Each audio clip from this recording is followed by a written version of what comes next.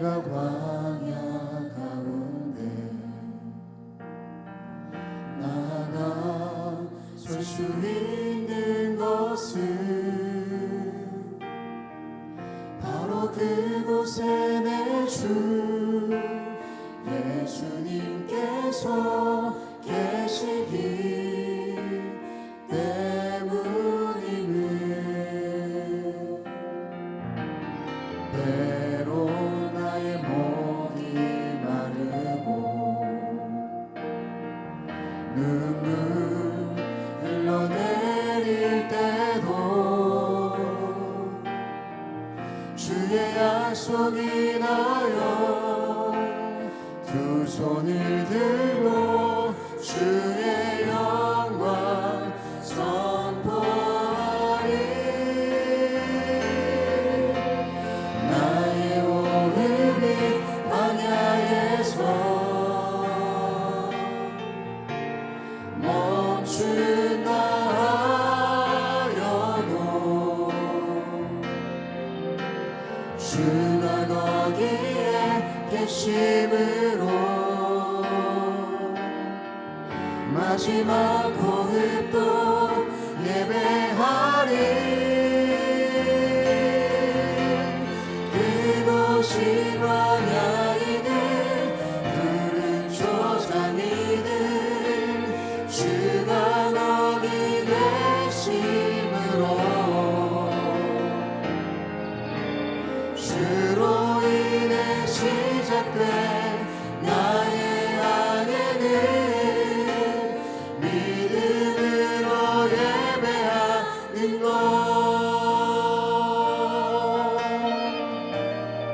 주님 내가 광야 가운데 주님 내가 광야 가운데 나가 설 수 있는 것은 바로 그곳에 내 주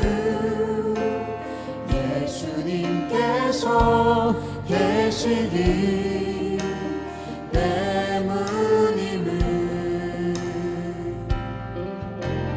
때론 나의 목이 마르고 눈물 흘러내릴 때도 주의 약속이 나여 두 손을 들고 주의 영광 선포하리. 나의 오늘이 광야에서 멈춘다 하여도 주가 거기에 계심으로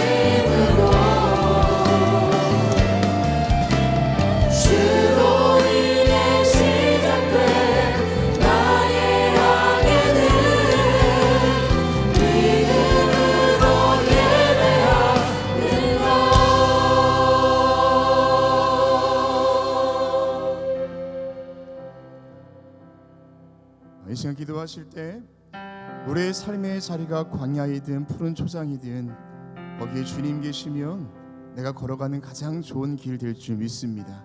우리 그렇게 마음을 점검하시고 하나님 이 자리에 주님 계시는데 내가 주님과 함께 거하는 오늘 예배가 될 수 있도록 인도해 주십시오. 이렇게 마음을 활짝 열고 주님께 집중하시면서 우리 다 같이 함께 통성으로 기도하겠습니다.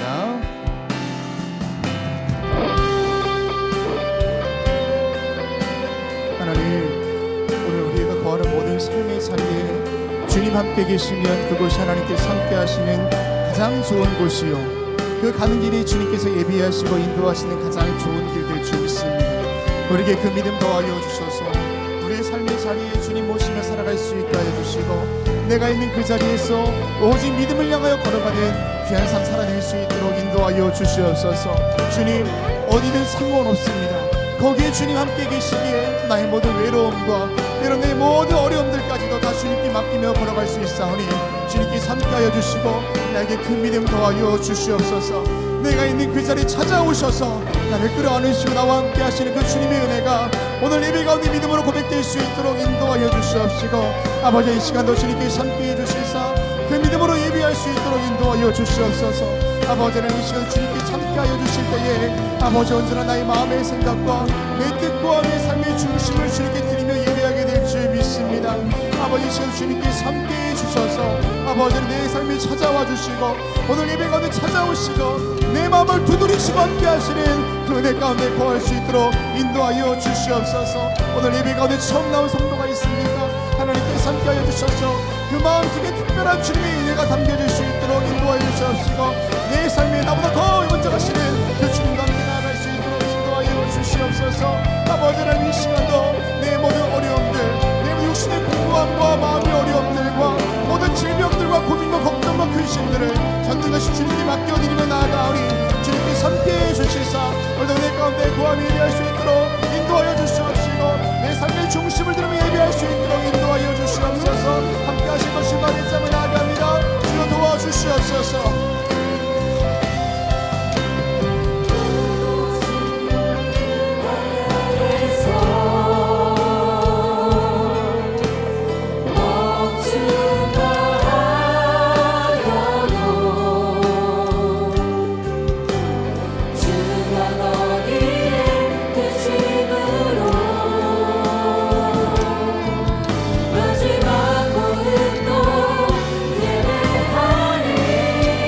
그것이 광야이든 그곳이 광야이든 푸른 초장이든 주가 너희 계심으로 주로 인해 시작된 나의 항해는 믿음으로 예배하는 것.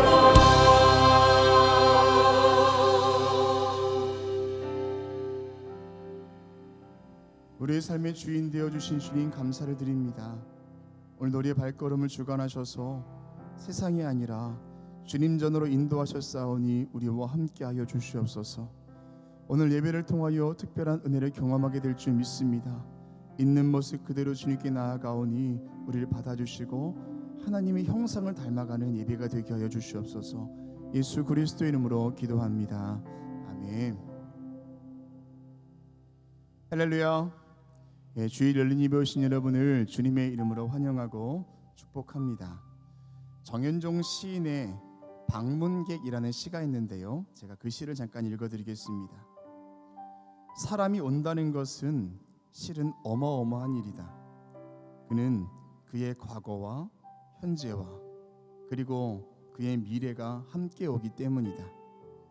한 사람이 인생에 오기 때문이다. 오늘 광림교회에 오신 모든 분들도 오늘 이런 마음으로 교회에 오신 줄 믿습니다. 그냥 나 하나 온 것이 아니라 우리의 인생이 오늘 이 자리에 있습니다. 우리의 과거도, 우리의 오늘도, 우리의 미래도 오늘 이 자리에 온 겁니다. 오늘 그런 특별한 예배가 될 줄 믿습니다. 인생 가운데 경험해보지 못했던 특별한 주님의 은혜와 그 임재가 오늘 예배 가운데 저와 여러분 가운데 있게 되길 주님의 이름으로 축원합니다. 옆에 있는 분과 이렇게 인사하겠습니다. 하나님이 당신과 함께 하십니다 라고 인사하겠습니다. 하나님이 당신과 함께 하십니다. 하나님이 당신과 함께 하십니다. 이렇게 한 번 더 믿음으로 고백해 볼까요? 하나님이 나와 함께 하십니다 라고 스스로에게 고백해 보겠습니다. 하나님이 나와 함께 하십니다. 우리 모두 자리에서 일어나셔서 우리 사도신경을 통하여 저와 여러분의 한 신앙을 고백하겠습니다. 전능하사 천지를 만드신 하나님 아버지를 내가 믿사오며 그 외아들 우리 주 예수 그리스도를 믿사오니 이는 성령으로 잉태하사 동정녀 마리아에게 나시고 본디오 빌라도에게 고난을 받으사 십자가에 못 박혀 죽으시고 장사한 지 사흘 만에 죽은 자 가운데서 다시 살아나시며 하늘에 오르사 전능하신 하나님 우편에 앉아 계시다가 저리로서 산자와 죽은 자를 심판하러 오시리라. 성령을 믿사오며 거룩한 공예와 성도가 서로 교통하는 것과 죄를 사하여 주시는 것과 몸이 다시 사는 것과 영원히 사는 것을 믿사옵나이다. 아멘. 우리 주님께 박수하며 예배하겠습니다. 할렐루야.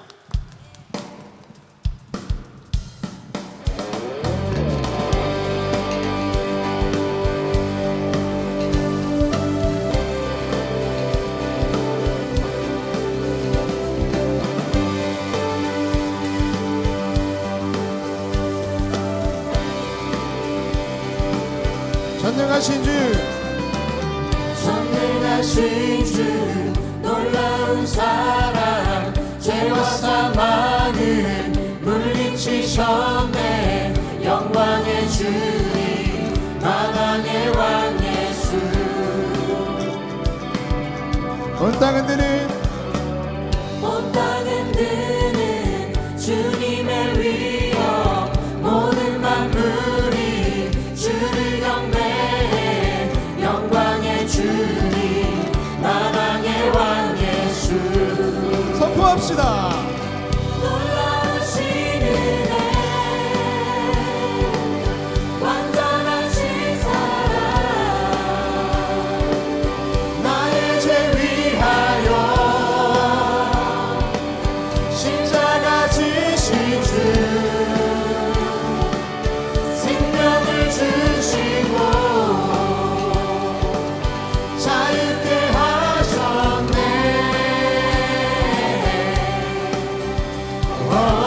예수의 가신 모든 일 찬양해.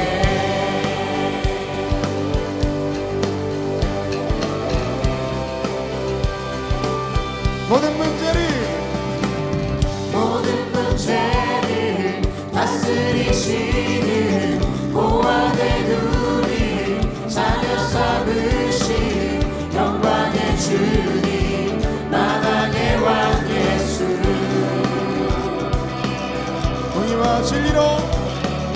공의와 진리로 다스리시며 태양보다 더 밝게 빛나는 영광의 주님 만왕의 왕 예수.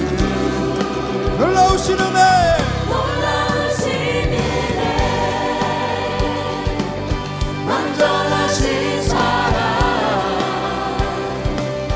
나의 죄 위하여 십자가 지신 주 생명을 주시고 자유케 하셨네.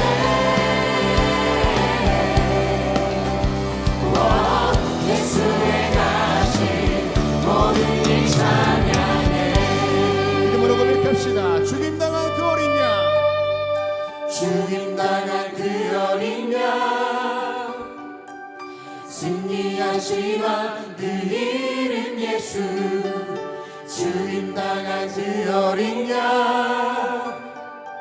승리하신 왕 그 이름 예수. 한 번 더. 죽임당한 그 어린 양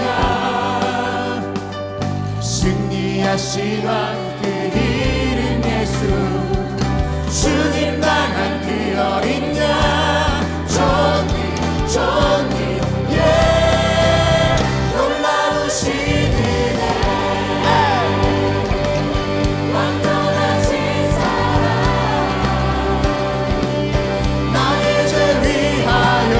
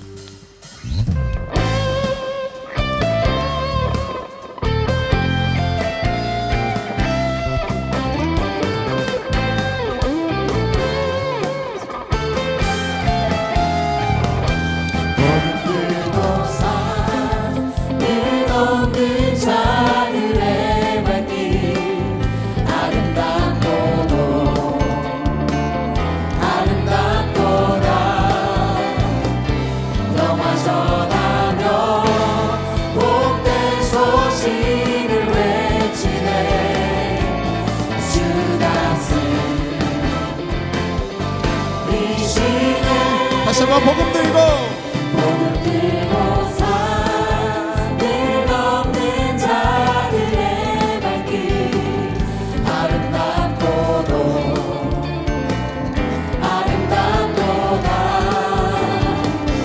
평화 전하며 복된 소식을 외치네 주 다스리시네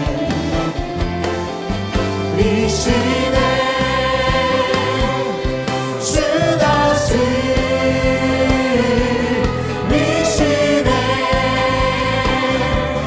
주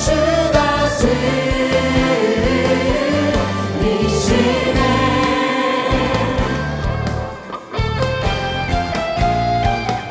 더 힘찬 박수로 전하가며 나아갑시다. 복음 들고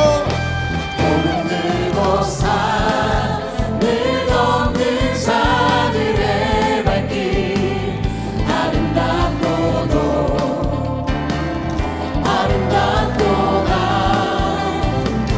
평화 전하며 복된 소식을 외치네 주 다스리시네 주 다스리시네 주 다스리시네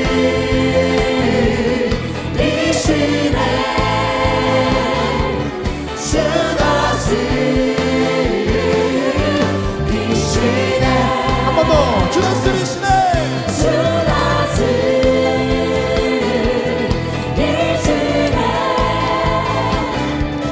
주 다스리시네 복음 들고 복음 들고 산을 넘는 자들의 발길 아름답고 한 달 동안 걸어왔던 우리 전도의 여정에 아름다운 열매와 하나님의 크신 축복이 있게 될 줄 믿습니다. 전하며 복된 소식을 외치네 아멘.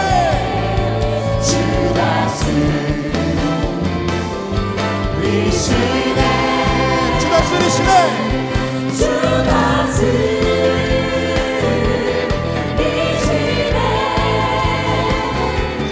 주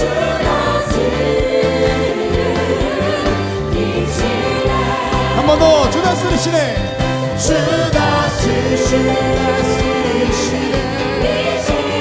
주 다스리시네 주 다스리시네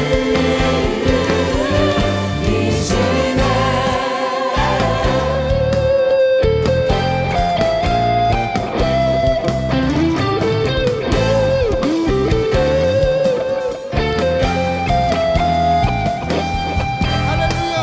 우리와 함께하신 주님 앞에 박수와 영광 올려드리겠습니다. 우리가 걸어왔던 모든 전도 여정 중에 하나님께서 아름다운 열매와 축복을 함께하실 줄로 믿습니다. 모두 자리에 앉으시겠습니다. 우리 교회가 이번 달 전도의 달을 보내면서 정말 광림교회 모든 성도님들이 최선을 다해서 기도하고 나가 복음을 전했는데요. 우리가 전하기는 우리가 하는 일이지만 그 뒤에 일들은 주님께서 하시는 일입니다. 그저 주님께서 하실 일들을 바라보시면서 믿음으로 또 담대하게 선포하는 저와 여러분 되어야 할 줄 믿습니다. 더불어서 저와 여러분이 먼저 예수님 믿게 된 것이 가장 큰 은혜요 축복인 줄 믿습니다. 그 사명 감당할 수 있도록 하나님, 내가 다시 한번 우리 가운데 주신 하나님의 은혜를 기억합니다. 우리 그렇게 마음들이며 주님께 예배했으면 좋겠습니다. 다시 한번 주님께 박수하며 나아갑시다.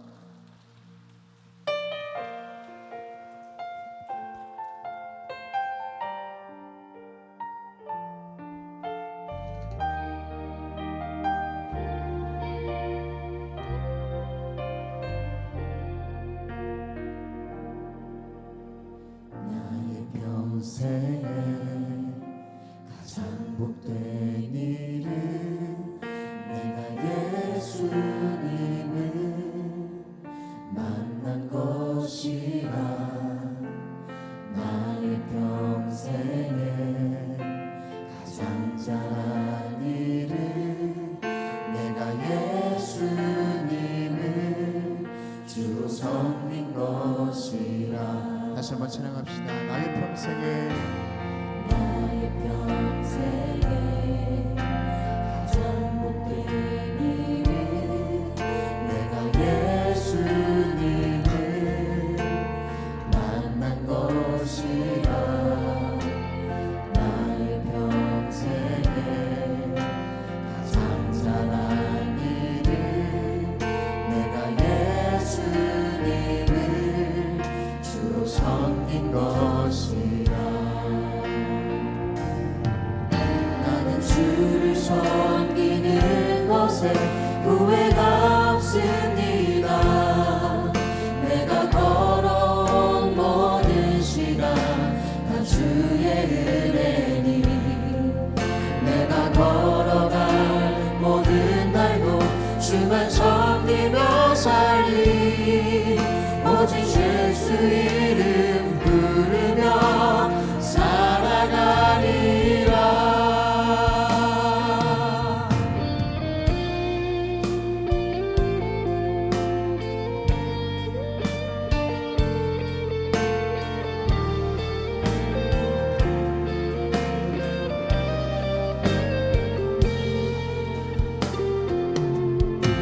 세상 살 동안 내가 걷는 길이 때론 험하여서 넘어질 때도 주의 강한 손이 나를 붙드시니. 나는 예수님만 주로 섬기며 다시 한번 고백합시다. 세상 살 동안 세상 살 동안 내가 걷는 길이 때로 험하여서 넘어질 때도 주의 강한 손이 나를 붙드시니. 나는 예수님만 주로 섬기며 살리. 아멘. 믿음으로 고백합시다. 나는 주를 섬기는 것에 후회가 없습니다. 내가 걸어온 모든 시간 다 주의 은혜니. 내가 걸어갈 모든 날도 주만 섬기며 살리. 오직 예수 이름 부르며 살아가리. 다시 한번 나는 주를 섬기는 것에 나는 주를 섬기는 것에 후회가 없습니다. 내가 걸어온 모든 시간 다 주의 은혜니. 내가 걸어갈 모든 날도 주만 섬기며 살리. 오직 예수 이름 부르며 살아가리라. 이것이 나의 간증이요. 이것이 나의 간증이요. 이것이 나의 찬송일세. 나 사는 동안 끊임없이 내가 주를 믿고서 주의 길을 걸어가는 그 자체가 나의 인생의 간증인 것을 고백합시다. 이것이 나의 간증이요. 이것이 나의 간증이요. 이것이 나의 찬송일세. 나 사는 동안 끊임없이 구주를 찬송하리로다. 이 시간 기도하실 때 하나님, 내가 정말로 주의 길을 걸어가며 인생 가운데 가장 큰 복된 것을 고백하면서 오늘 나를 이 자리에 인도하신 주님, 우리 가운데 참된 은혜와 하나님과 함께 걸어가는 믿음의 결단이 있도록 인도하여 주십시오. 우리 시간 다 같이 통성으로 기도하겠습니다. 하나님, 오늘 이 시간도 주님께서 함께하여 주셔서 내가 정말로 주의 길을 걸어가며 이 예수님 믿기로 결정한 그것이 가장 잘하고 가장 복된 일인 것을 믿음으로 고백하며 예배할 수 있도록 인도하여 주시옵소서.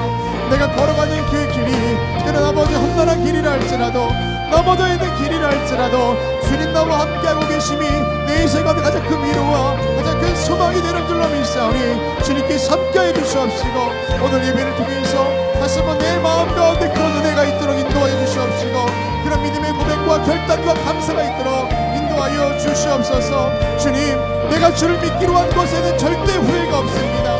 내 인생 가운데 가장 잘한 일이 바로 이 자리에 있는 것임을 고백하며 나아가오니 주님께서 함께하여 주시옵시고 오늘 신령한 주님의 은혜가 우리 가운데 부어지도록 인도하여 주시며 내가 언제 주님께 돌아가겠도록 믿음으로 결단하며 예배할 수 있도록 인도하여 주시옵소서.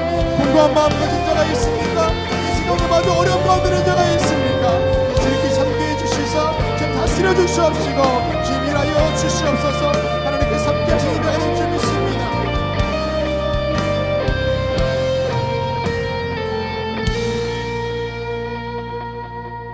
이 시간 다시 한번 기도하실 때 중보하며 기도하겠습니다. 여러분, 나라와 민족을 위해서 그리고 우리 교회를 위해서 기도하시고 특별히 한 가지 더 중보할 기도의 제목은 오늘 혹시 여러분이 전도에서 정말로 사랑하는 마음 가지고 전도한 지체가 오늘 이 자리에 와 있습니까?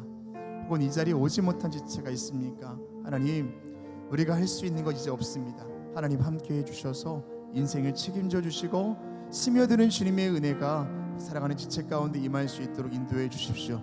여러분, 나라 위에서 교회 위에서 그리고 여러분 전도하시는 그 성도님 위해서 다시 한번 중보하며 기도하시겠습니다.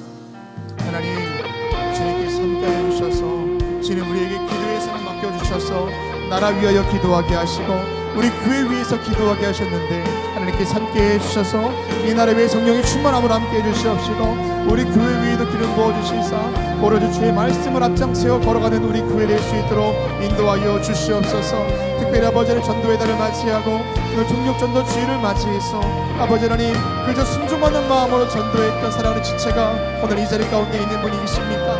아버지 하나님 이 시에 주님께서 함께해 주셔서 우리 인생이 여기에 와 있습니다. 내 인생의 과거도 내 인생의 현재도 미래도 이 자리에 와 있사오니 주님께서 함께하여 주시사 스며드는 주님의 은혜가 우리 삶 가운데 있도록 인도하여 주시옵시고 세상에 줄 수 없는 것들 주님께서 허락하실 줄로 믿사오니 주님 도와주시옵소서. 그저 순종하는 마음으로 전도했고 그저 아버지 단단을 보냈습니다. 이제 주님 손에 맡겨드리오니 하나님께서 함께하여 주시사 때는 어떤지 못 어떤지 주님의 때가 되었을 때에 아름다운 결심을 줄 수 있도록 인도하여 주시옵시고 인생의 방황 끝에 주님 만날 수 있도록 인도하여 주시옵소서. 오늘도 주님 예배 가운데 함께해 주셔서 우리 가운데 부어주신 주님의 은혜 때문에 우리 마음 가운데 참된 평안이 있고 기쁨이 있고 성령 충만함이 있게 될 줄 믿사오니 인도하여 주시옵소서.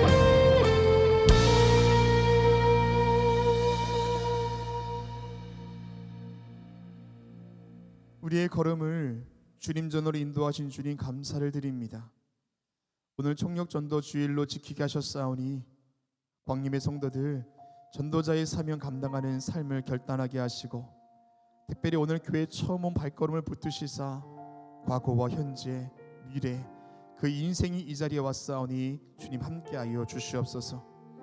어두운 세상의 소망이 되시는 주님, 혼돈 가운데 있는 주의 나라들과 백성들을 긍휼히 여겨주시고 하나님의 강건하심으로 모든 갈등과 대립이 상생과 화평으로 바꾸어지는 역사가 있게 하여 주시옵소서. 오늘도 우리의 심령이 하나님 말씀 앞에 있기를 원합니다. 담임 목사님을 통해 들려주는 말씀 속에 우리의 삶을 돌아보게 하시고 바르고 옳은 길 걸어가는 성도의 삶 결단케 하여 주시옵소서. 예수 그리스도의 이름으로 기도합니다. 아멘.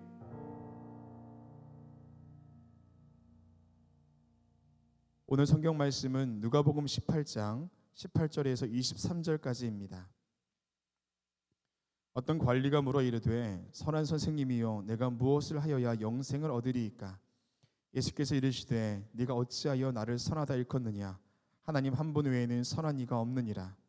네가 계명을 안 하니 간음하지 말라, 살인하지 말라, 도둑질하지 말라, 거짓 증언하지 말라, 내 부모를 공경하라 하였느니라. 여짜오되 이것은 내가 어려서부터 다 지켰나이다. 예수께서 이 말을 들으시고 이르시되 네가 아직도 한 가지 부족한 것이 있으니 내게 있는 것을 다 팔아 가난한 자들에게 나눠주라. 그리하면 하늘에서 내게 보화가 있으리라. 그리고 와서 나를 따르라 하시니 그 사람이 큰 부자이므로 이 말씀을 듣고 심히 근심하더라. 아멘. 이제 유다지파 콰이어의 담임 목사님 나오셔서 하나님 말씀 전해 주시겠습니다.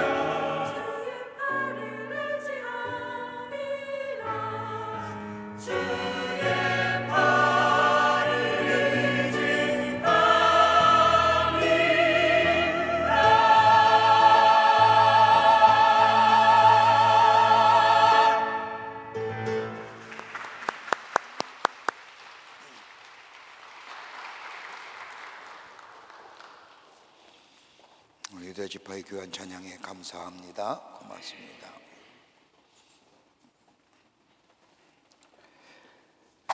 우리가 살고 있는 시대의 사람들을 보면 무엇인가 목말라하며 갈증을 느끼며 사는 시대라 할 수 있을 겁니다.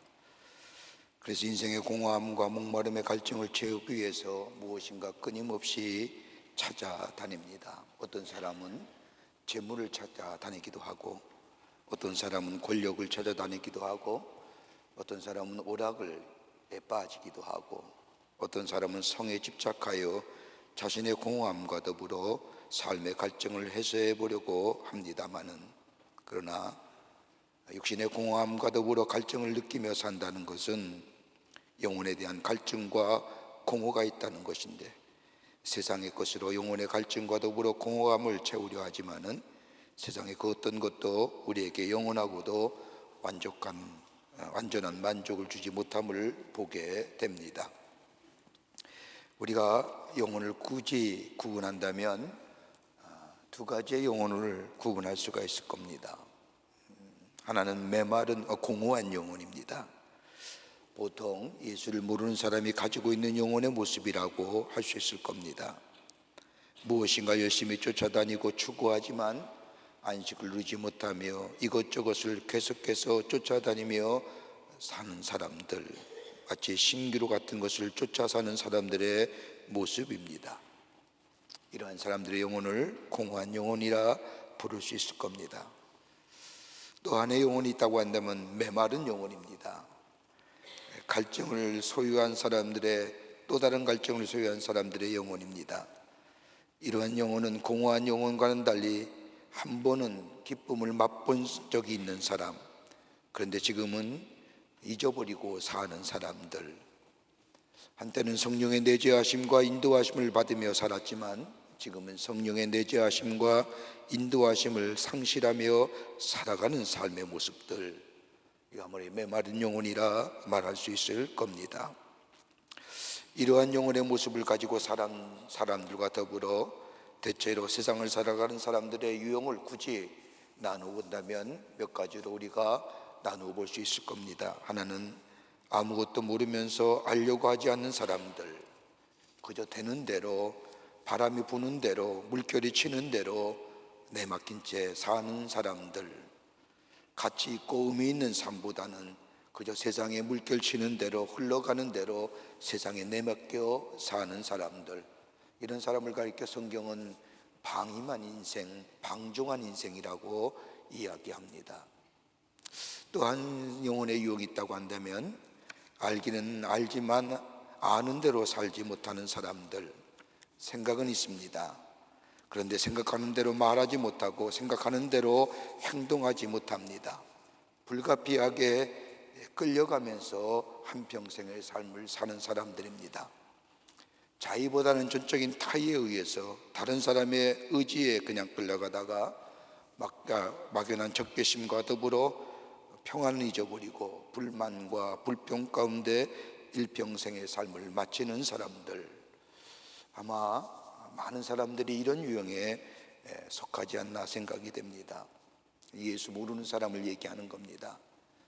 또한 유형이 있다고 한다면 스스로 판단하고 스스로 선택하고 스스로 결단하고 사는 사람들, 이런 사람들의 삶의 기준은 철저하게 도덕적이고 윤리적이고 율법적인 근거에 있어서 자신의 삶의 방향을 정하고 결단하면서 살아갑니다.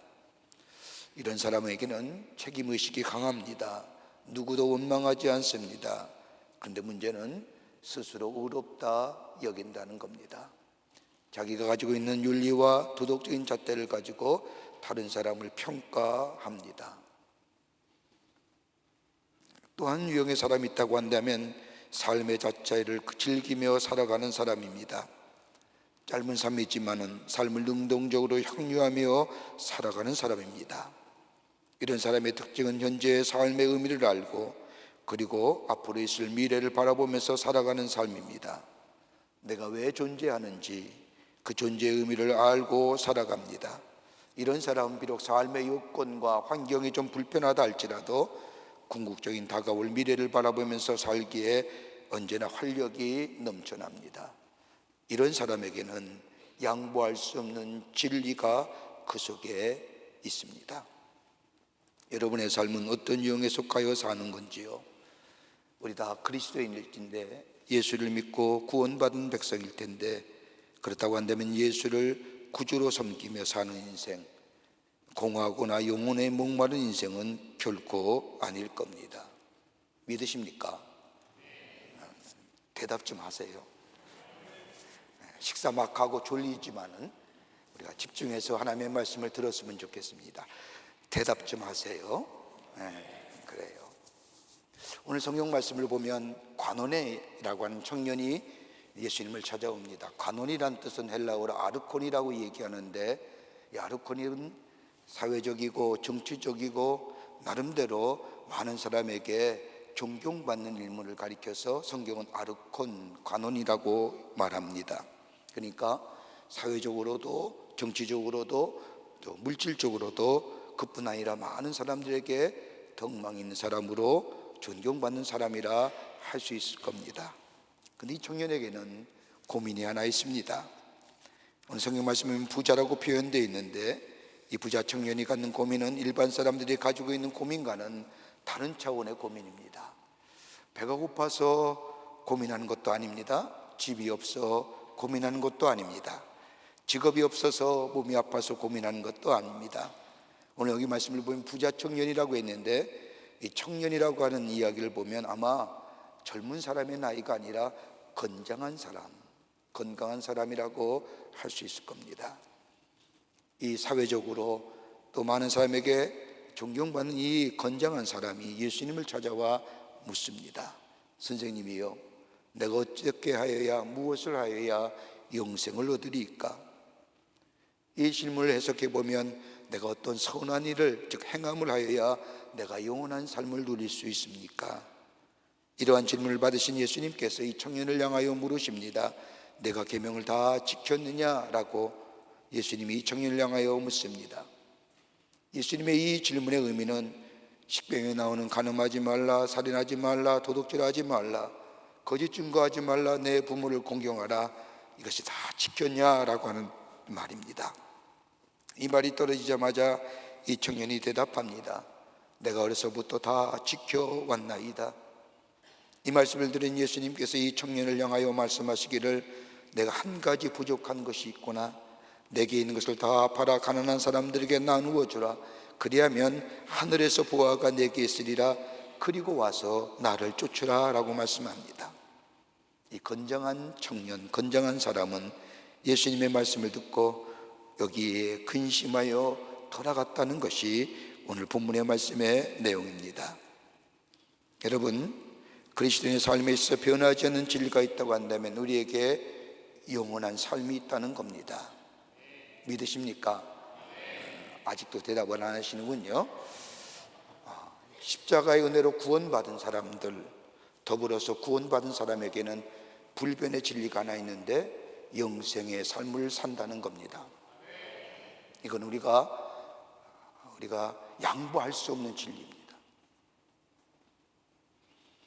이 영원한 삶은 다름이 아니라 예수님을 믿기만 하면, 예수님이 우리의 죄를 위하여 십자가에 달려 돌아가시고 구원하실 뿐만 아니라 부활하셨다는 사실, 이 사실을 믿기만 하면 하나님이 우리에게 은혜의 선물로 주시는 것이 바로 구원과 더불어 영생의 삶입니다. 이 영원한 삶은 우리가 무엇을 해야만 얻어지는 것이 아니라 은혜로 우리에게 허락하신 건데, 예수를 구원의 주로 믿기만 하면 하나님은 우리에게 은혜로 허락하여 주신다는 겁니다.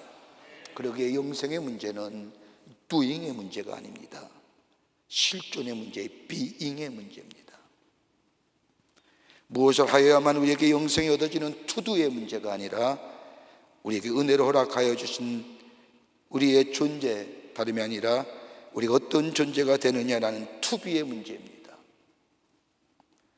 오늘 예수님께 찾아온 이 부자 청년, 인간에게서 가장 귀한 영생의 문제를 해결하려고 왔지만 이 청년은 영생의 문제를 doing의 문제로만 생각하기에 이 문제를 해결하지 못하고 쓸쓸히 돌아갔다는 겁니다.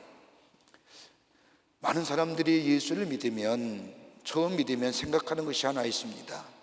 우리의 삶의 태도가 달라지고 더 나아가 우리의 행위가 달라져야 된다고 생각합니다. 그러기에 예수 믿는다는 게 참 쉽지 않은 겁니다. 이 생각이 있으니까요. 제가 전도할 때에 잊혀지지 않는 하나의 사건이 있습니다. 지부장님과 함께 정육점, 옛날엔 정육점이지요, 고기 파는 장소에 오고 가면서 그 주인을 전도하려고 무단히 들락날락했습니다. 고기도 억지로 사기도 하고 그랬습니다. 간곡하게 전도하니까 그 정육점 주인 아저씨가 어느 날인가 저한테 이런 얘기합니다.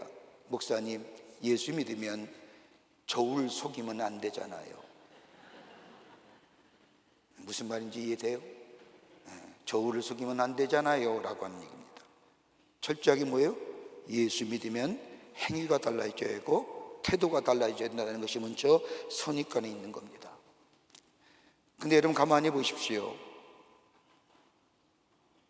그러기에 행위가 먼저 바르게 돼야 되고 그 다음에 믿음이 자라고 그 다음에 생각하는 것이 은혜라고 생각합니다. 이거 아니거든요. 여러분, 성경이 우리에게 말씀하신 가장 분명한 삶은 사실은 우리가 행위로, 우리 행함으로 구원을 가져다 주지 못한다는 사실입니다. 여러분, 우리의 행위가 다 옳고 바릅니까? 우리 모습을 가만히 들여다보면 우리가 죄의 모습으로 가득 차 있다는 사실을 우리가 느끼면서 보면서 얼마나 우리가 놀랍니까? 나는 그런 인간이 아니었는데, 나는 그런 사람이 아닌데. 여러분, 잊지 마세요. 우리들의 삶, 우리들의 본성은 죄의 본성입니다. 죄의 본성이기에 진노의 자녀라고 성경을 얘기하며 죄로 인하여 마땅히 죽어야 할 사람이라고 성경은 말합니다. 그런데 이것이 끝이 아니라 죄로 인하여 죽어야 할 존재이지만 하나님께서는 당신의 형상대로 지음받은 우리들을 사랑하셔서 구원의 길을 열어주시고 예수를 믿기만 하면 우리를 죄에서 구원하여 주십니다. 진노의 자녀에서 생명의 자녀로 옮겨주십니다. 육체의 열매를 맺는 사람에서 성령의 열매를 맺는 사람으로 변화시켜 주십니다. 그리고 신령하고 거룩하고 의롭게 살아가게 하십니다. 다르지요. 신령하고 거룩하고 의로워야 하니 구원받고 영생을 얻는 것이 아니라 내가 예수 그리스도를 믿기만 하면 구원이 임하고 그리고 내 안에 영생이 임함으로 내 삶의 자리와 내 삶의 존재가 달라지는 겁니다. 내가 진노의 자녀에서 생명의 자녀로, 내가 육체의 열매를 맺는 사람에서 성령의 열매를 맺는 사람으로, 그리고 내 안에 신령하고 거룩하고 의롭게 살아가게 하는 역사가 일어납니다. 그러기에 행함이 먼저가 아니라 믿는 것이 먼저입니다. 우리를 위하여 당신의 하나밖에 없는 아들 예수 그리스도를 이 땅에 보내주셔서 그를 믿는 자마다 구원과 영생을 주시는 하나님의 놀라운 은혜와 사랑, 그 거저 주시는 선물을 깨닫는 것, 이 은혜를 먼저 아는 것, 그런 다음에 은혜를 깨달아 믿는 믿음으로 말미암아 우리 안에 믿음의 역사가 일어나고 비로소 그때 우리의 행위가 달라지고 태도가 달라지고 가치관이 달라지고 세계관이 달라지는 변화된 인생으로 살아가게 합니다. 이거 다른 거지요.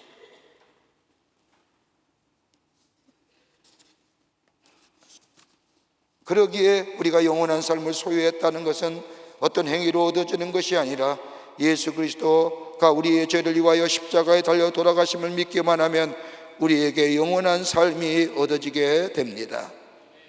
그건 변함없는 진리입니다. 무엇과도 바꿀 수 없는 진리입니다. 영생을 소유한 하나님의 백성의 삶입니다. 이 영원한 생명의 문제가 해결될 때에 오늘의 우리의 삶의 문제는 자연스럽게 해결되는 겁니다. 반복적으로 얘기합니다만 그리스도인의 삶은 지금을 가지고 미래를 바라보는 것이 아니라 미래에 우리 하나님이 약속하신 저 영원한 삶을 바라보면서 지금의 삶의 모습을 해석하는 겁니다. 그러면 뭐예요? 비록 어렵고 힘들고 참 견디기 어려운 문제가 있다 할지라도 뭐예요? 우리에게 다가올 미래가 있기에 지금의 삶을 넉넉히 견디어 낼 수 있습니다. 이걸 가리켜서 성경은 인내라고 얘기하는 겁니다. 그냥 참고 견디는 것이 아니라 미래에 다가올 그 하나님의 약속을 바라보면서 그 미래에 우리에게 약속하신 것이 내 안에 성취됨을 바라보면서 지금의 삶을 인내하고 견디어내는 겁니다. 오늘 부자 청년 한 가지 부족한 것이 있었지요. 한번 생각해 보세요. 예수님한테 잔뜩 얘기해 놓고 예수님이 말씀하니까 머리 긁고 집으로 돌아갔다는 겁니다. 근심해서. 영원한 삶을 소유한다는 게 어떤 의미일까요?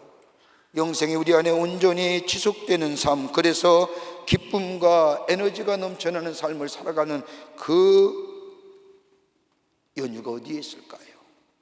어떻게 해야 우리 안에 이 삶을 살아갈 수 있을까요?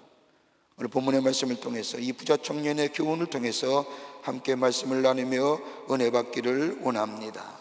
첫째는 자기 부정의 삶이 있어야 된다는 겁니다. 오늘 본문의 말씀을 보십시오. 내가 어떻게 하여야 영생을 얻을 수 있습니까? 이 청년의 질문에 예수님께서 누가복음 18장 22절의 말씀이면 내게 있는 것을 다 팔아라라고 말씀합니다. 이 말씀을 우리가 읽었고 우리 이 말씀을 들을 때에 마치 우리가 예수를 따르는 길은, 예수를 믿는 길은 우리의 재산을 다 팔고 그리고 예수를 따라가는 것이 영생을 얻을 것이라고 생각할지 모르지만, 예수님께서 부자 청년을 향하여 내게 있는 것을 다 팔으라고 하는 말씀은 다른 것이 아니라 셀프 디나이, 자기 부정하라는 거예요.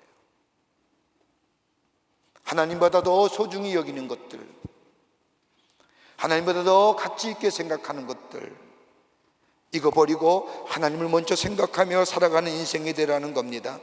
자기 부정의 삶이 있을 때에 우리 안에 하나님의 신 은혜로 주신 이 산물인 영생이 온전하게 우리 안에 보존된다는 겁니다. 여러분, 다 그런 건 아니지만 대체로 물질이 많은 사람들은 인색하고 인심이 박하다고 합니다. 물질이 많으면 마치 인격도 많은 것처럼, 물질이 많으면 심지어 도덕적으로 윤리적으로 온전한 것처럼 행세하는 사람들이 우리 주변에 많이 있음을 보게 됩니다. 이런 사람들의 공통점 뭐냐? 영적인 것에 등한시합니다. 다분히 영재지향적이고 물질지향적이고 세상 것만 바라보며 사는 사람입니다. 영원한 것에 대하여는 무관심합니다. 물질과 자신을 동일시합니다. 물질이 하나님이요 자신의 삶의 전부라고 생각합니다. 그러게 물질이 많으면 뭐 대단한 것처럼 여기지요. 물질이 많으면 다른 사람보다 대접받아야 된다고 생각하지요. 물질이 많으면 자신의 윤리와 도덕적인 것이 다른 사람보다 낫다고 생각하지요. 그런데 아니라는 겁니다. 이렇게 세상의 가치와 기준을 가지고 사는 사람에게는 철저하게 현세지향적이고 물질지향적이고 땅의 것을 지향하며 사는 사람입니다. 근데 이런 사람들을 향하여, 아니 오늘 우리들을 향하여 예수님은 나를 따라오려거든, 마가복음 16장 24절의 말씀을 보면 나를 따라오거든 자기를 부인하고 자기 십자가를 지고 나를 따르라고 말씀합니다. 여러분, 예수를 믿고 그리스도에 되는 첫 번째 전제 조건은 뭐예요? 자기 부인이에요. 내 욕망이 살아있는 채, 내 욕심이 살아있는 채, 내 주장이 살아있는 채 예수 그리스도를 따르는 사람이 될 수 없다는 겁니다. 자기를 부인하라는 것은 자기의 성미와 욕심과 주장을 죽이고 그 비어진 마음에 예수의 마음으로 채우라는 겁니다. 오랫동안 침팬지와 원숭이의 영장률 연구했던 리처드 리키 박사에 의하면 그는 10여 년 동안 저 케냐에서 인간과 가장 흡사하다는 침팬지를 연구했답니다. 그러면서 그는 인간과 침팬지를 연구하면서 왜 다를까? 무엇이 다를까?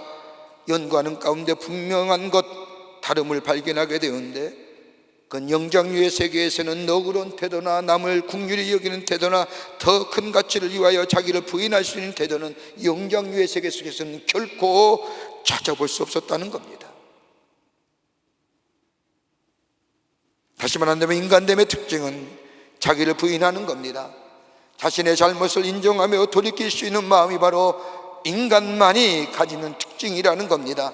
만약 그렇지 못한다고 한다면 우리네 삶은 영장류와 다를 바 없는 겁니다. 자기를 이길 줄 모르고 참을 줄 모르며 자기의 욕심대로 행동하고 생각나는 대로 말하고 하고 싶은 대로 살면 저 침팬지의 영장류와 다를 바 없는 인간이 된다는 겁니다. 여러분, 나라는 존재를 다르게 알 수 있는 비결이 어디 있을까요?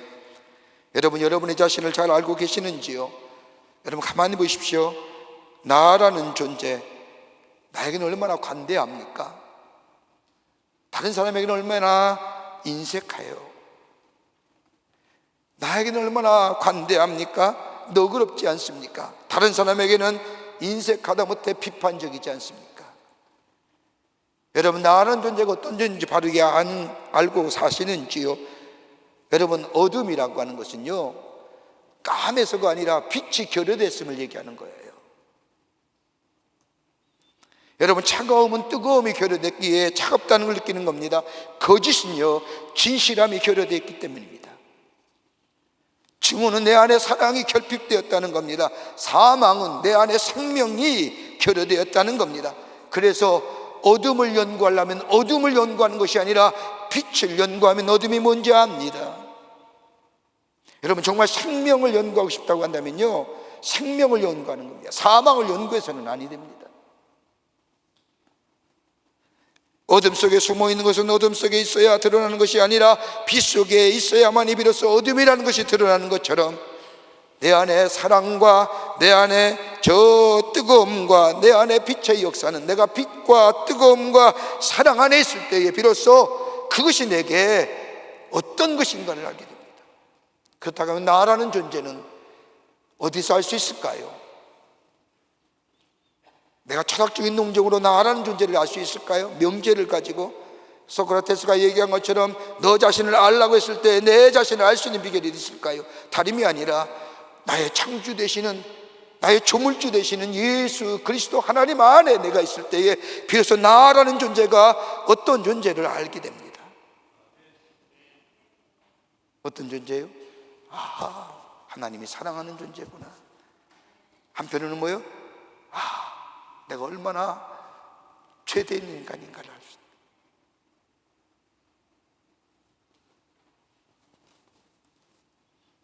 나를 부인한다는 것은 다름이 아니라 내가 죽는 겁니다. 내 성격과 내 장점과 내 잘하고 못하는 것, 이거 다 내려놓는 겁니다. 자기를 비우는 겁니다. 자신의 삶의 존재의 기반이었던 것을 내려놓게 될 때에 그의 다음에 비운 곳에 예수 그리스도가 그 안에 계실 때에 비로소 나라는 존재를 알게 되고, 그로 인하여 내 안에 은혜로 주신 이 영생의 삶이 온전히 보존해져 갑니다.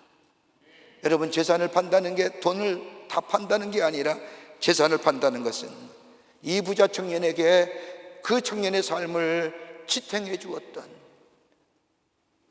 자신의 삶의 존재의 기반, 이거 내려놓으라는 겁니다. 그리고 누구요? 하나님께 너의 삶을 의지하라는 겁니다. 내려놓고 빈 마음에 예수 그리스도의 마음으로 채우라는 겁니다. 그럴 때 우리 안에 뭐예요?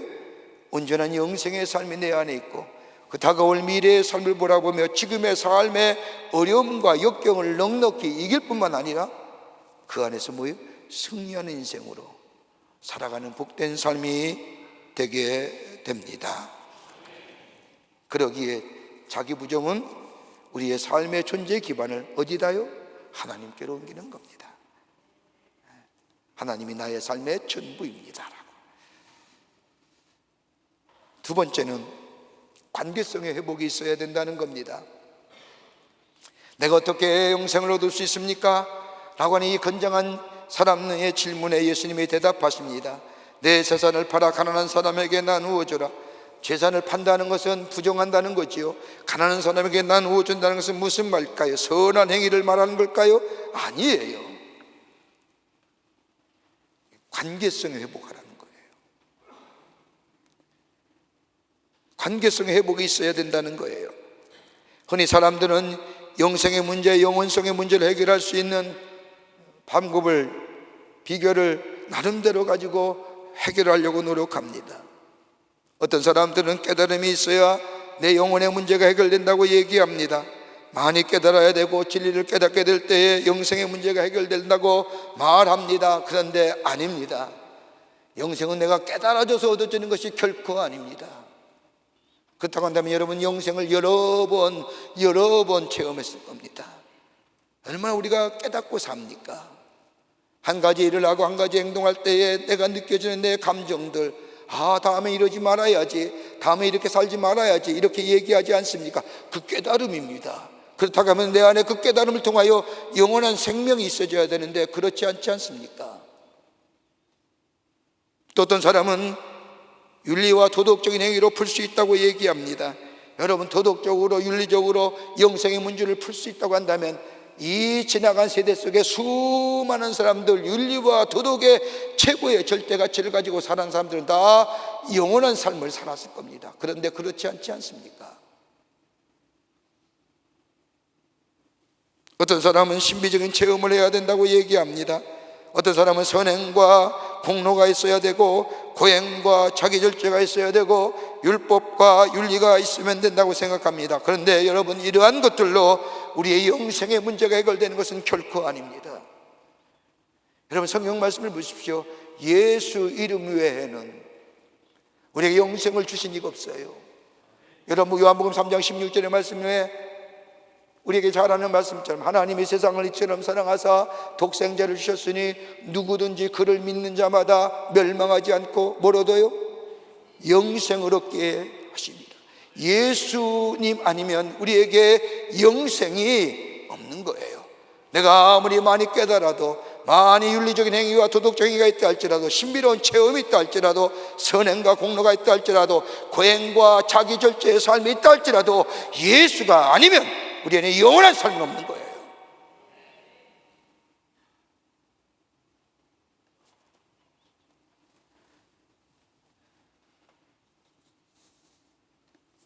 우리에게 구원과 영생을 허락하신 예수님의 구체적인 모습은 뭘까요? 사랑이에요. 우리를 사랑하시기에.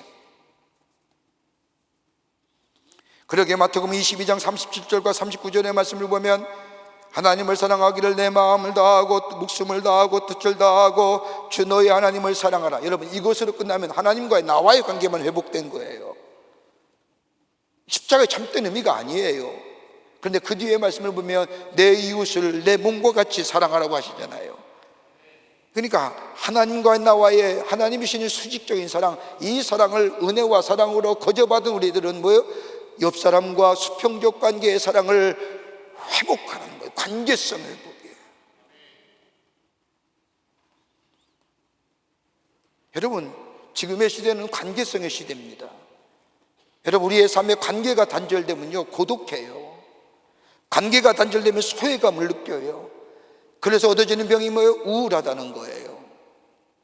여러분, 3살짜리도 뭘 아는지, 엄마 나 우울해. 3살짜리가 뭘 알겠습니까? 근데 그 입에서 뭐예요? 엄마 나 우울해 라고 얘기합니다. 뭘 얘기할까요? 엄마와의 관계성이 단절됨을 얘기합니다. 여러분, 돈도 마찬가지잖아요. 물질도 관계잖아요. 나와의 관계.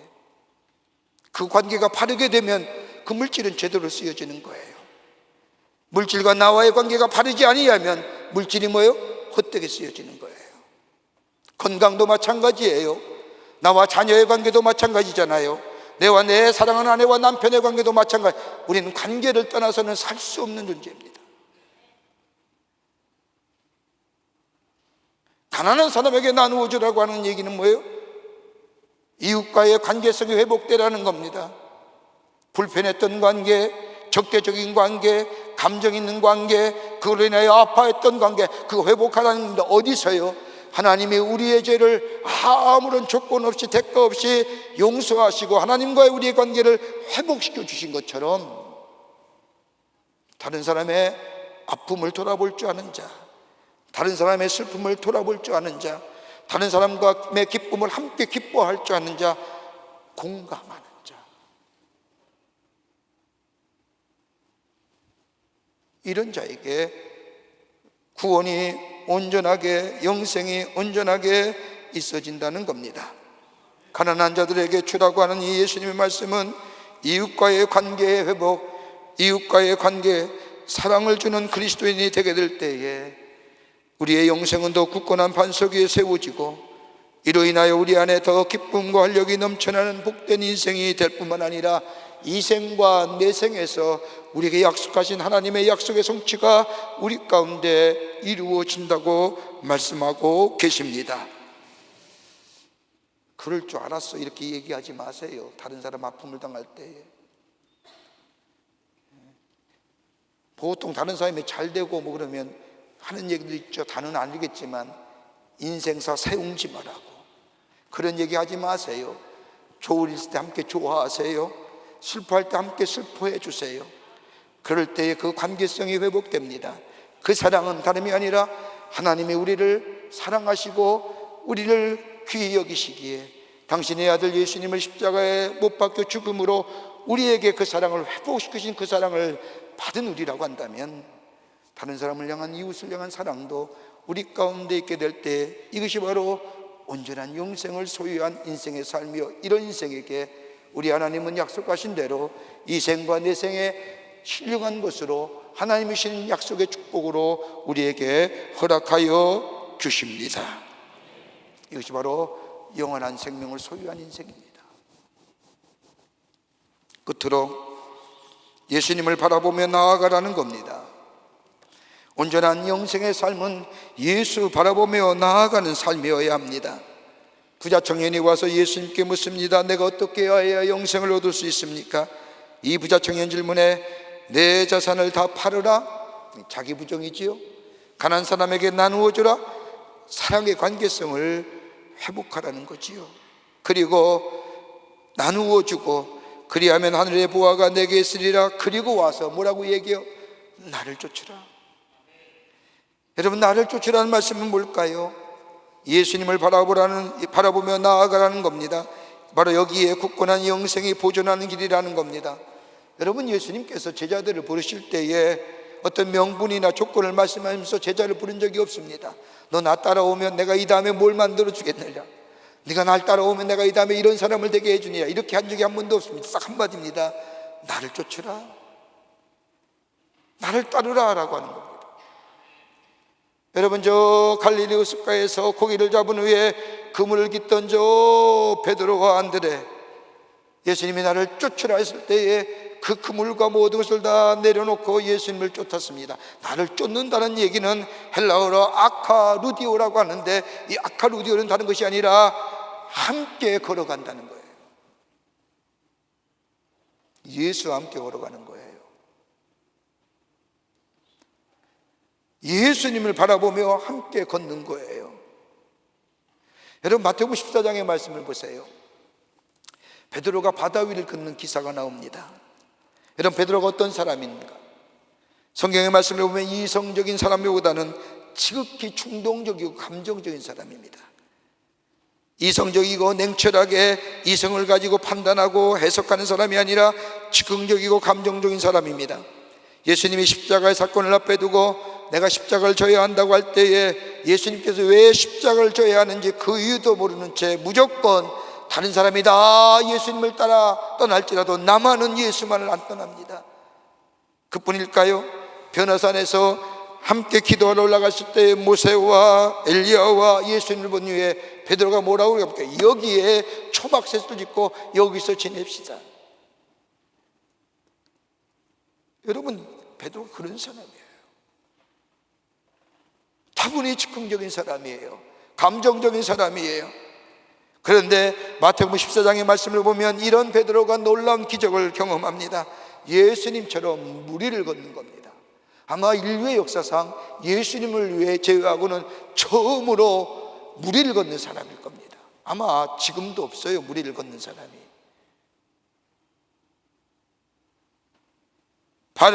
배에서 발을 띄어 물에 담그는 모습을 보십시오.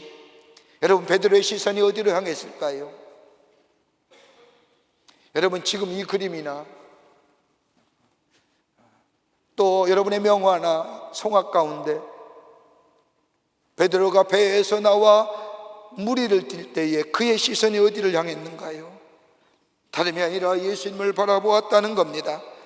예수님께 시선을 고정하고 그의 발을 바다 위에 내딛었을 때에 그는 예수님처럼 무리를 걷는, 아니 역사상 처음이자 마지막으로 예수님같이 무리를 걷는 기적을 경험하게 됩니다. 예수께 시선을 고정하는 게 아카루디오입니다. 함께 걷는 거예요. 여러분, 예수님께 시선이 고정될 때에 파도나 풍랑은 전혀 문제가 되지 않아요. 예수께 우리의 시선이 고정될 때에 우리의 삶의 문제, 우리의 삶의 파도 같은 문제들 문제가 되지 않는 거예요.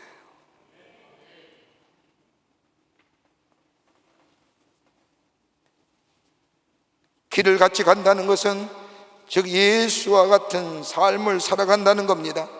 여러분, 예수를 아는 것은 쉽습니다. 예수님을 생각하는 것은 또 생각하는 것도 그리 어렵지 않습니다. 그러나 예수와 함께 간다는 것은 예수께 나의 삶을 위험하고 따라 나선다는 것을 얘기합니다. 어떤 경우요? 예수님이 이때는 어떻게 생각하셨을까? 여러분, 우리의 인생은 매 순간순간 선택과 결단의 삶입니다. 오늘 여러분 처음 오신 분들, 오늘 이 교회당에 예배당에 처음으로 들어오신 분들, 여러분 선택과 결단입니다. 여러분 선택과 결단 어떻게 하십니까? 보통 사람들은 자신의 가치관과 세계관과 인생관을 가지고 한 가지에서 일이 내 안에 있을 때에 자신의 경험치를 가지고 선택하며 결단합니다. 그게 다 맞는가요? 다 맞았다고 한다면 여러분의 인생 지금 여기 안 있을 겁니다.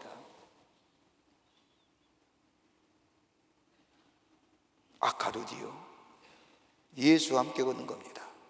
예수님 이럴 때는 어떻게 하셨을까? 예수님 이럴 때는 어떻게 말씀하셨을까? 예수님 이럴 때는 어떻게 행동하셨을까? 이게 바로 아카루디오, 예수와 함께 같이 걸어갑니다. 거기에 실패가 없어요. 베드로가 무리를 걷는 역사가 우리 가운데 그와 같은 역사가 일어나요. 예수께 시선을 고정하며 예수님이라면 어떻게 하셨을까?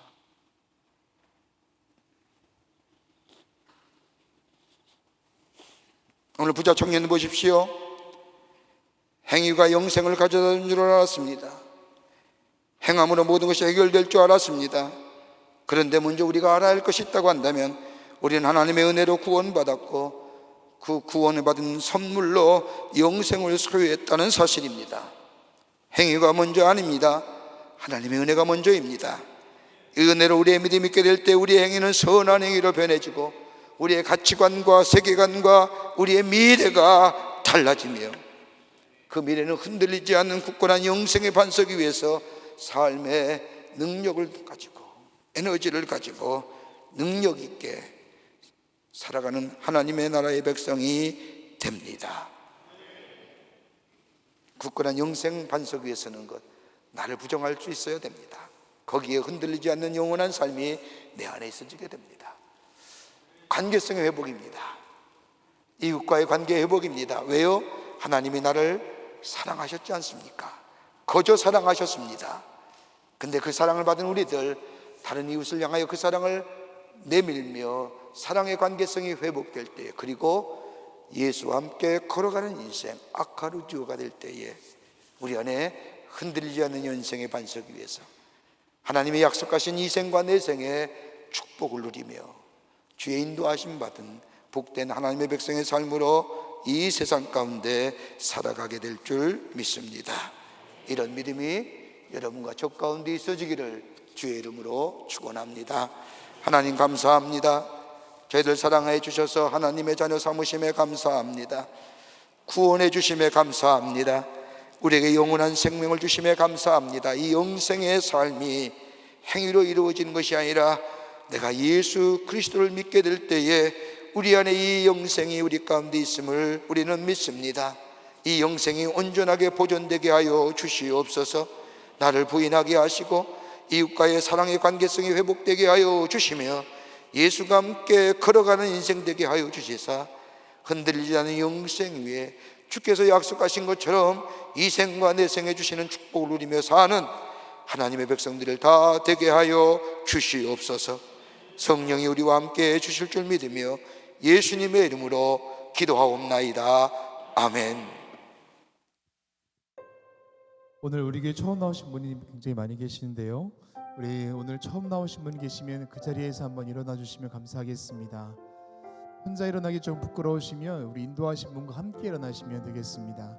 오늘 처음 교회 나오신 분 그 자리에서 일어나 주시면 축복하고 환영하겠습니다. 3층에 계시면 우리 3층 그 자리에서 일어나 주시면 감사하겠습니다. 예, 감사합니다. 우리 일어나신 분들 향하여서 우리 함께 축복의 찬양 함께 부르겠습니다.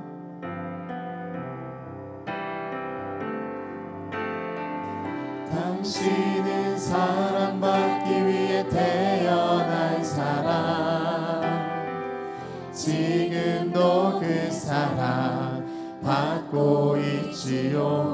하시게도 계시거든요. 당신은 사랑받기 위해 태어난 사람,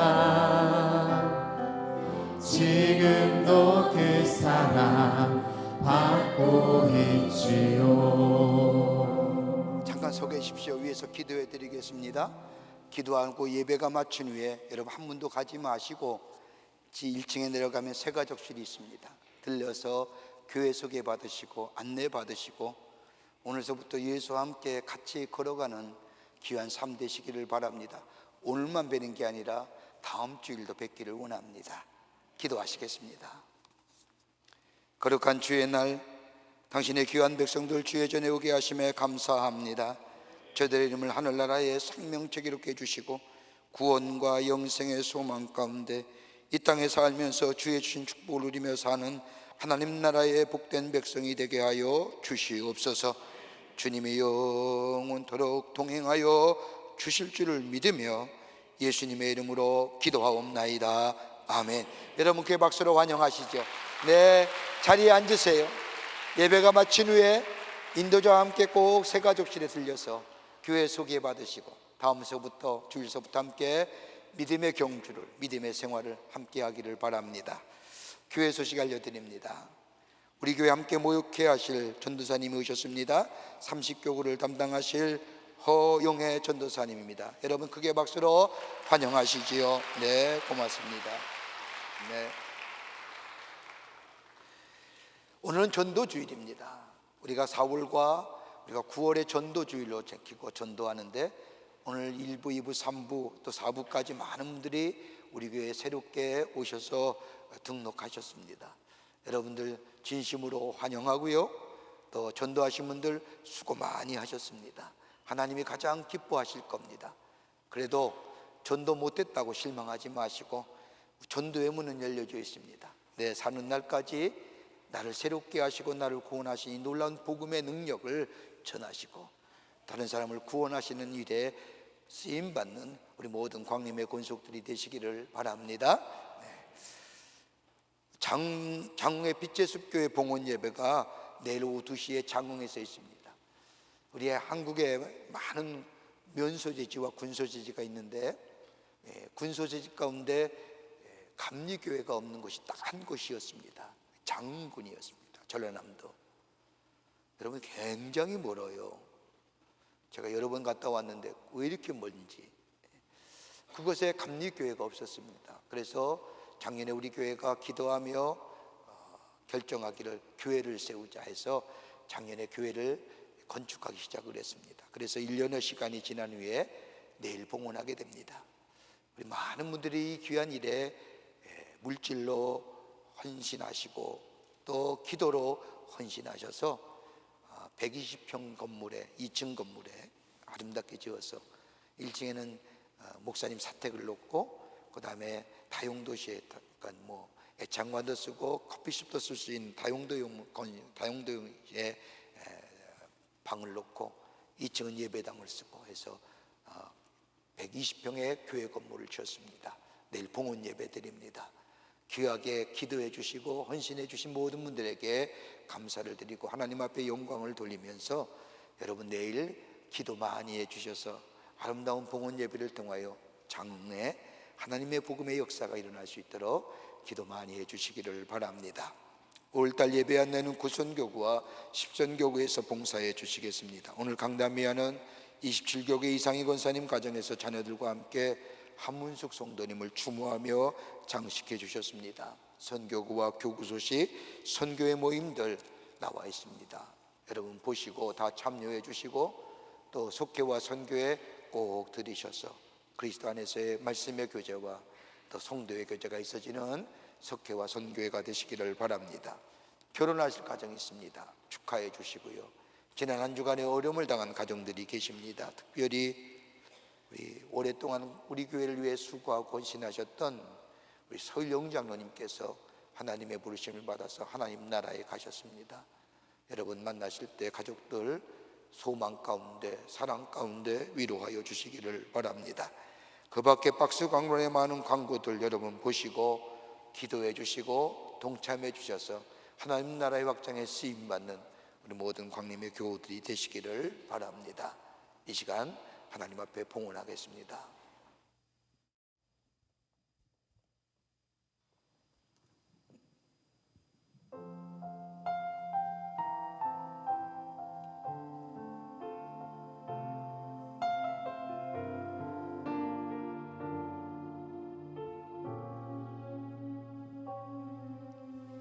이 세상을 살아가는 동안에 나의 힘을 의지할 수 없으니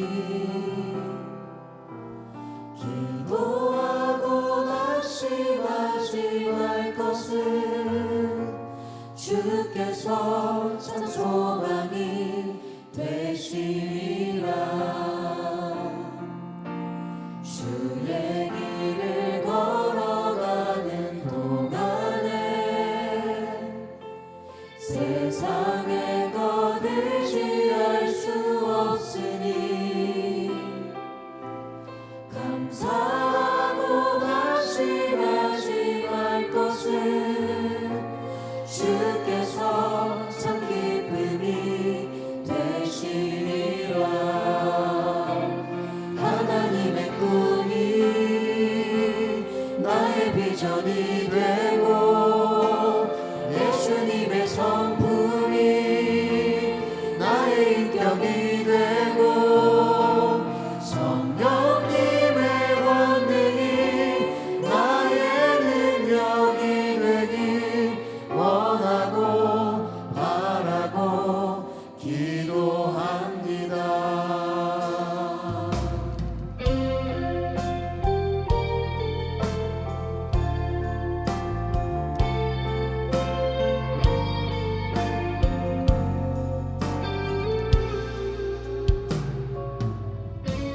주의 길을 걸어가는 동안에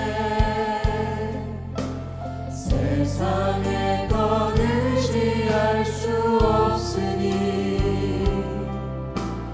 감사하고 낙심하지 말 것을 주께서 참 기쁨이 되시리라.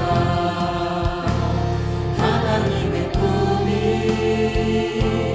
나의 비전이 되고 예수님의 성품이 나의 인격이 되고 성령님의 권능이 나의 능력이 되길 원하고 바라고 기도합니다. 하나님의 꿈이 나의 비전이 되고 예수님의 성품이 나의 인격이 되고 성령님의 권능이 나의 능력이 되길 원하고 바라고 기도합니다.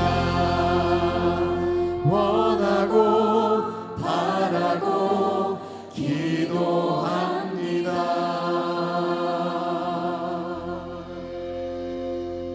하나님 앞에 영광의 박수 올려드리겠습니다.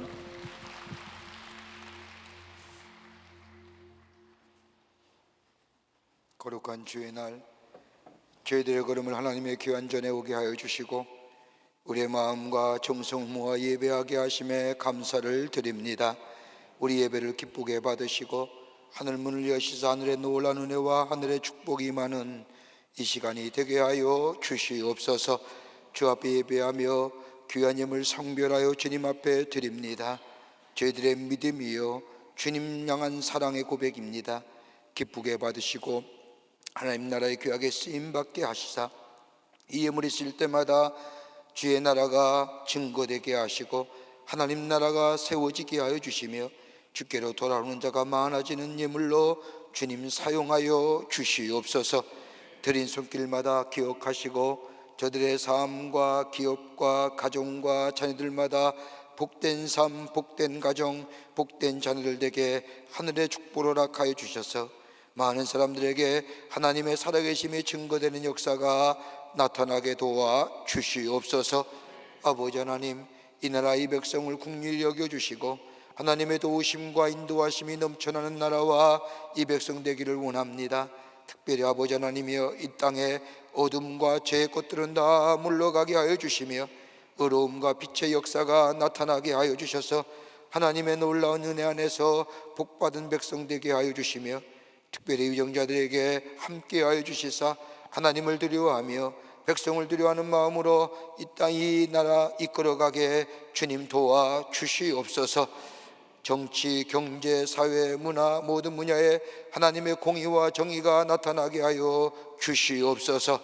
북녘의 우리의 사랑하는 동포들도 속히 구원하여 주시며 저 땅에 자유의 바람, 성령의 바람이 불게 하여 주셔서 저 악한 아버지 하나님이여, 정말로 무력으로 통하여 평화를 깨치려고 하는 저 악한 무리들 물러가게 하시고 이 땅에 복음으로 하나 되는 역사가 속히 임하게 도와 주시옵소서.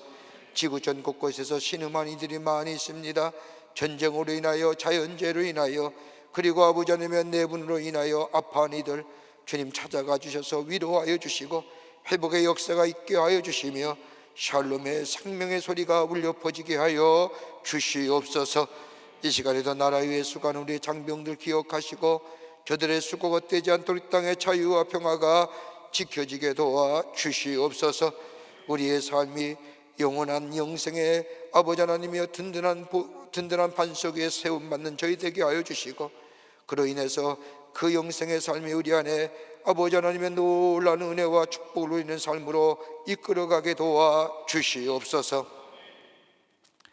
성부, 성자, 성령 삼위일체 하나님의 크신 은혜와 은총이 이 시간에 주의 전에 나와 하나님 앞에 예배하며 주의 말씀 듣고 가슴에 새겨 정말로 내 안에 굳건한 영생 위에 살아가는 삶으로 살기로 결단하고 저 세상을 향하여 나아가는 당신의 거룩한 백성들의 걸음걸음 위에 주께서 지금으로부터 영원토록 함께 하시기를 간절히 축원하옵나이다. 아멘.